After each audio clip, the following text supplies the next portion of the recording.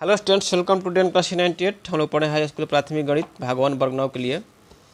हम लोग पढ़े बहुपद में शेषफल प्रमेय और गुणनखंड प्रमेय के बारे में पढ़े हैं। पिछले क्लास में प्रश्नावली 2D का 12 नंबर क्वेश्चन तक सॉल्व कर चुके थे।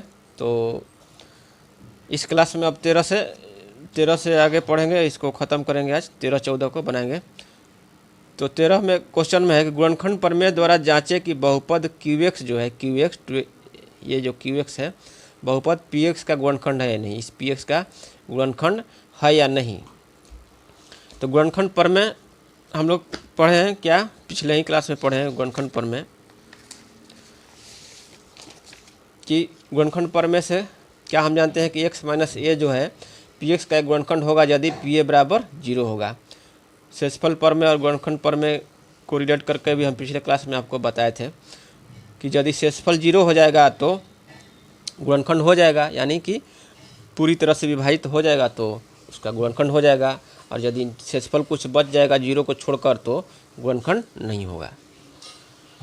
तो इसी के आधार पर जो है हम लोग 13 नंबर क्वेश्चन सॉल्व कर रहे हैं। तो यहाँ पर QX बराबर x+1, यहाँ पर भाजक मान लीजिए x+1 है। ये पता करना है कि इसका गुणनखंड है कि नहीं है। तो गुणनखंड है कि नहीं है तो इसका शेषफल निकालेंगे। शेषफल निकालेंगे, शेषफल यदि 0 आ जाए तो गुणनखंड हो जाएगा, अन्यथा नहीं होगा। और गुणनखंड प्रमेय भी यही कहता है कि x माइनस ए के फॉर्म में लाएंगे इसको। x+1 है तो x माइनस ए के फॉर्म में लाएंगे तो इसको क्या लिखेंगे, x -1 लिख सकते हैं। तो x माइनस ए के फॉर्म में आ गया। यहाँ पर a की क्या हो गया है, a बराबर -1 हो गया। तो x माइनस ए PX का गुणनखंड होगा यदि PA बराबर 0 होगा। तो यहाँ से a निकालेंगे, इस बहुपद का शून्य को निकालेंगे तो a प्राप्त हो जाएगा। तो x+1 बराबर, यहाँ पर लिखेंगे x+1 बराबर 0 से x बराबर -1 आ गया। अर्थात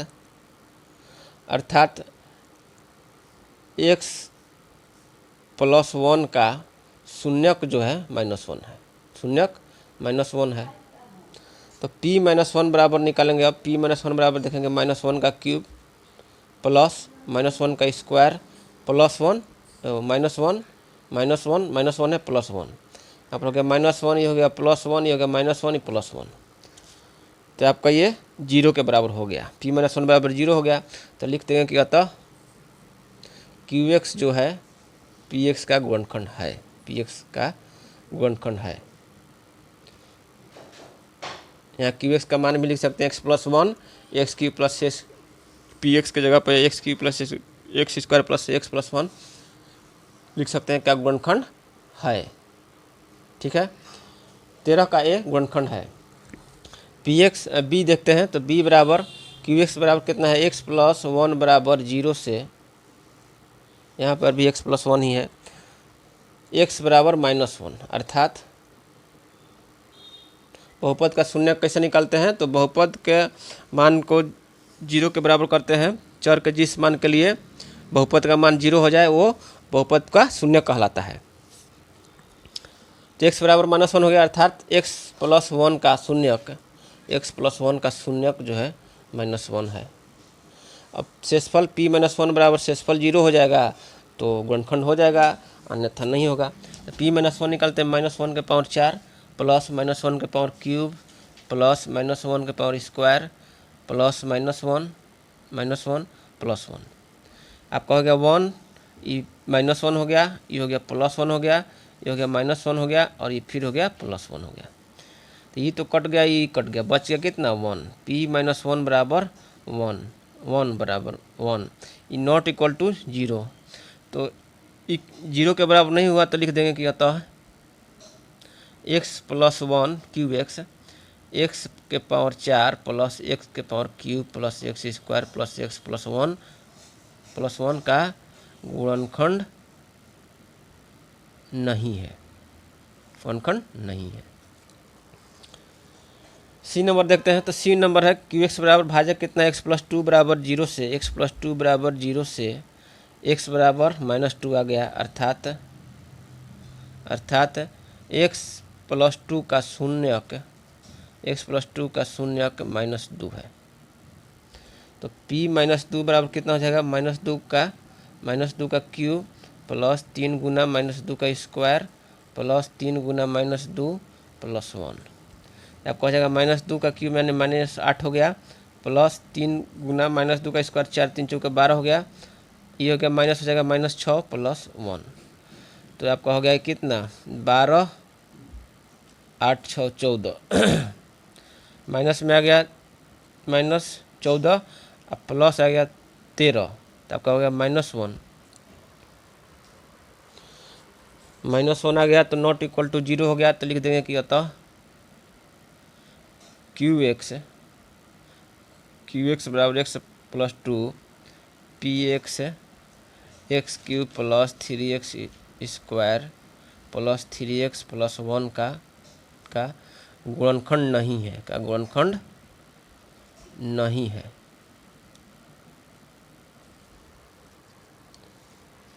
अब डी नंबर क्वेश्चन देखते हैं। डी नंबर है 13 का डी। तो भाजक x प्लस टू बराबर 0 से x बराबर -2 अर्थात x प्लस 2 का शून्यक -2 है। p -2 बराबर निकालेंगे तो हो जाएगा -2 का क्यूब प्लस 3 गुना -2 का स्क्वायर प्लस 5 गुना -2 प्लस 6 हो गया, -8 हो गया प्लस 3 चौका 12 हो गया, ये हो जाएगा -10 प्लस 6, ये हो गया -10 -18 प्लस 18 बराबर 0 आ गया। तो p - 2 बराबर 0 आ गया, तो लिख देंगे अतः qx जो है px का गुणनखंड है, px का गुणनखंड है। तो 13 नंबर क्वेश्चन सॉल्व हो गया। 14 नंबर क्वेश्चन देखते हैं। 14 नंबर क्वेश्चन है कि यदि x - 1 निम्न बहुपदों में प्रत्येक का एक गुणनखंड है, ये पहले ही कह दे रहा है कि प्रत्येक का गुणनखंड है, यानी कि भाजक जो है x - 1 बराबर 0 से इसका शून्यक निकालेंगे तो 1 आएगा, तो p1 जो है 0 के बराबर होगा। प्रत्येक का गुणनखंड है यानी कि p1 बराबर 0 होगा। तो प्रत्येक स्थिति में k का मान ज्ञात करना है। तो px बराबर दिया हुआ है आपका, और इसमें k का मान ज्ञात करना है। चूँकि x - 1 बराबर 0 से x बराबर 1 अर्थात x - 1 का शून्यक 1 है। तो गुणनखंड प्रमेय से क्या होता है कि p जो है px के जगह पर p भाजक का शून्यक जो है, भाजक ये हो गया, इसका शून्यक 0 के बराबर होना चाहिए। गुणनखंड प्रमेय से p भाजक का शून्यक 0 होना चाहिए। गुणनखंड प्रमेय से क्या है कि x - a px का एक गुणनखंड होगा यदि pa बराबर 0 होगा। तो x - a की जगह पर 1 है, तो p1 बराबर यदि 0 होगा तो ये गुणनखंड होगा। तो ये कह रहा है कि गुणनखंड होगा, यानी कि p1 बराबर 0 के बराबर होगा ही, p1 बराबर 0 होगा ही। तो p1 बराबर 0 से निकालेंगे, p1 बराबर 0 से k का मान निकालेंगे हमको। तो p1 बराबर क्या हो जाएगा, 4 गुना में 1 का क्यूब प्लस 3 गुना 1 का स्क्वायर माइनस 4 गुना में 1 प्लस k बराबर किसके होगा, 0 के बराबर होगा। तो हो जाएगा 4 प्लस 3 माइनस 4 प्लस k बराबर 0। अब कहेगा कितना, 4 4 कट गया, k प्लस 3 बराबर 0, k प्लस 3 बराबर 0, तो k बराबर आ गया -3, k बराबर -3 आ गया a का। b देखते हैं। b वो सही है, भाजक वही है, x - 1 ही है, x - 1 ही है, इसका यही गुणनखंड होगा। तो p1 बराबर हो जाएगा, p1 बराबर 0 होगा, क्योंकि x - 1 इस बहुपद का गुणनखंड है। तो गुणनखंड प्रमेय से p1 बराबर 0 होगा।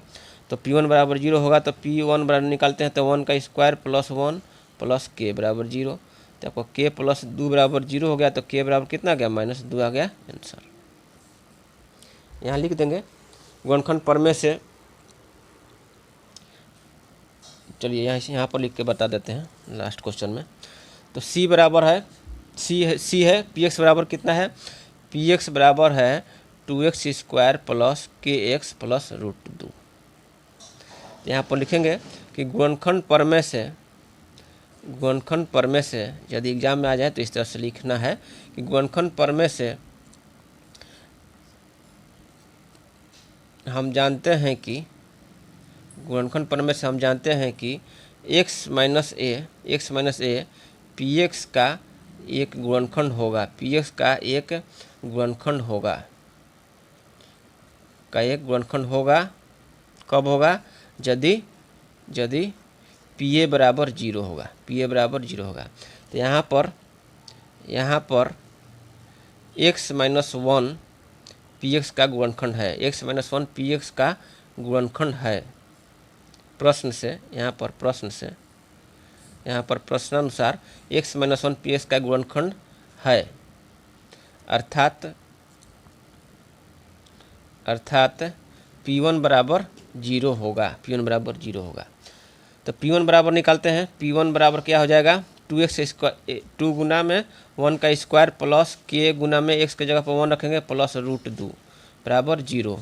तो आपका हो गया ये 2 हो गया प्लस k हो गया प्लस रूट 2, तो आपका आ गया k प्लस 2 प्लस रूट 2 बराबर जीरो। तो k बराबर कितना जाएगा?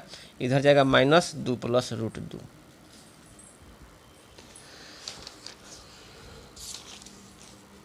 k बराबर हो गया माइनस 2 प्लस रूट 2, तो यही आंसर हो जाएगा, k बराबर यही आंसर हो गया।